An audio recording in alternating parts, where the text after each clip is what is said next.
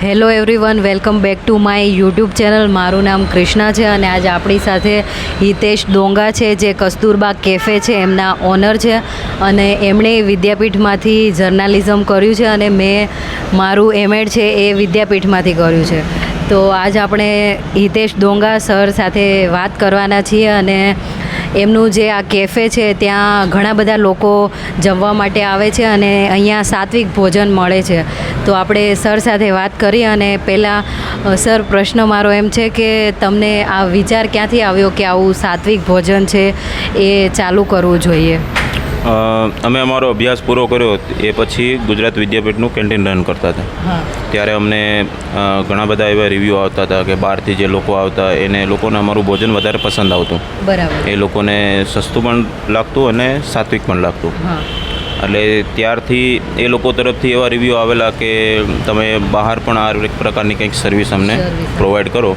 તો ત્યારથી એ પ્રકારનું એક મનમાં હતું કે એક સમયે આપણે બહાર પણ આ રીતની એક ભોજન વ્યવસ્થા બહાર ચાલુ કરીશું. એટલા માટે શરૂ કરેલું.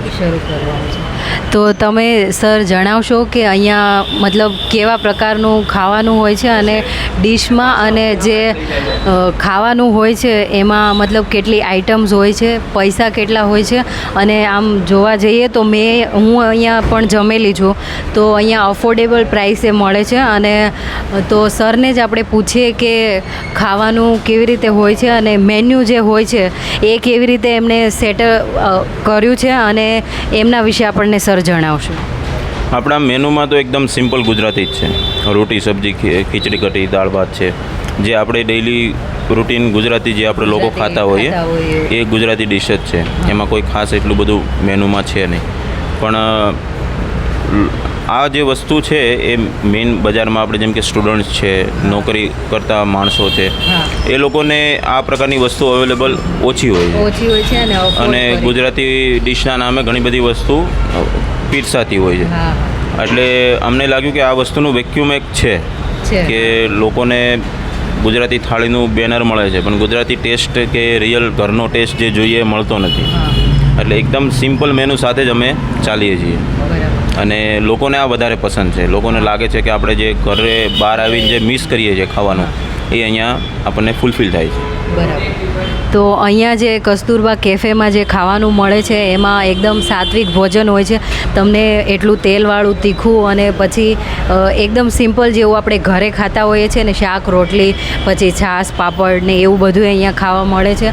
અને જે લોકો મારી જેમ હોસ્ટેલમાં, પીજીમાં અને જે લોકો કામ કરતા હોય અને પછી નજીકમાં અહીંયા રહેતા હોય તો આ જે કેફે છે એનું એડ્રેસ છે ઉસ્માનપુરા જે સર્કલ છે ત્યાં જ છે. અને તમે અહીંયા વેરી અફોર્ડેબલ પ્રાઇસ એટલે કે 39થી મેનુ છે એ ચાલુ થાય છે, કેમ કે 40 રૂપિયામાં અત્યારે કંઈ જ મળતું નથી. અને ગુજરાતી થાળીનું જોવા જઈએ ને તો 100થી નીચે ક્યાંય મળતી જ નથી અમદાવાદમાં થાળી.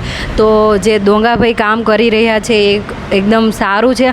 અને જે લોકો મારી જેમ હોસ્ટેલમાં ને પીજીમાં રહે છે એ લોકો ઘરનું ખાવાનું બહુ મિસ કરતા હોય છે અને પછી આપણે પૈસા દઈને આપણને કોમ્પ્રોમાઇઝ કરવો પડે છે. એ રિયલ ટેસ્ટ નથી હોતો. એમાં એકદમ બહુ બધા મસાલા હોય છે અને તેલવાળું અને બહુ એક્સેસિવ અને જે આપણી હેલ્થને બેનિફિશિયલ નથી હોતું. પણ અહીંયા જે ફૂડ હોય છે ને એ એકદમ ઓથેન્ટિક અને સાવ સાત્વિક હોય છે. તો it will help in your health. તો આ એકદમ ચીપ છે અને અફોર્ડેબલ છે. તો તમે અહીંયા આવતા રહેજો અને થેન્ક યુ ડોંગા સર.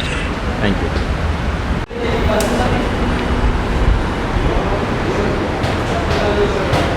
તો આપણે આ લોકોને પૂછીએ કે અહીંયાનું જમવાનું કેવું છે. હાય, તમારું નામ શું છે? હાય, મારું નામ સરોજ છે. અમે છેલ્લા 6 મહિનાથી અહીંયા જમીએ છીએ રેગ્યુલર અને જમવાનું ખૂબ જ સારું હોય છે, સ્વાદિષ્ટ અને ઘર જેવું જમવાનું અહીંયા મળે છે. હાય, તમારું નામ શું છે? હાય, હું દિલીપ. હું પણ અહીંયા છેલ્લા 6 મહિનાથી જમું છું અને ખૂબ ઘર જેવું જમવાનું મળે છે. સારા ભાવમાં, સારું સ્પેસ, સારી જગ્યા અને સ્વાદિષ્ટ, પૌષ્ટિક જેટલું જોઈએ એટલું સારું જમવાનું હોય છે અહીંયા. આપણે આ અંકલને પૂછ્યું કે અહીંયાનું જમવાનું કેવું હોય છે. હા, મારું નામ પરેશ પરીખ છે. હું કમસે કમ અહીંયા 4 મહિનાથી આવું છું. જમવાનું એકદમ શુદ્ધ, સ્વાદિષ્ટ અને સુંદર હોય છે. કોઈ પ્રોબ્લેમ નથી હોતો પૂજા. સર્વિસ બી સારી હોય છે. સ્ટાફનો એટીટ્યૂડ બી સરસ હોય છે. સારામાં સારું અહીંયા ગાડી જમવાનું મળે છે. તો જમવા માટે આવવા માટે આમંત્રણ. એવરીવન, અત્યારે હું જે 39 વાળી છે એ ડીશ ટ્રાય કરું છું અને હું તમને બતાવું છું એ કેવી લાગે છે. અને વેઇટ અ મિનિટ.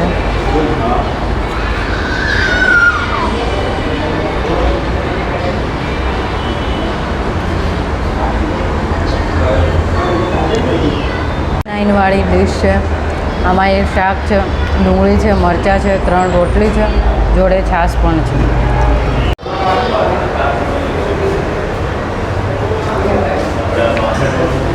ये 140 की डिश है. आ 140 वाली डिश है.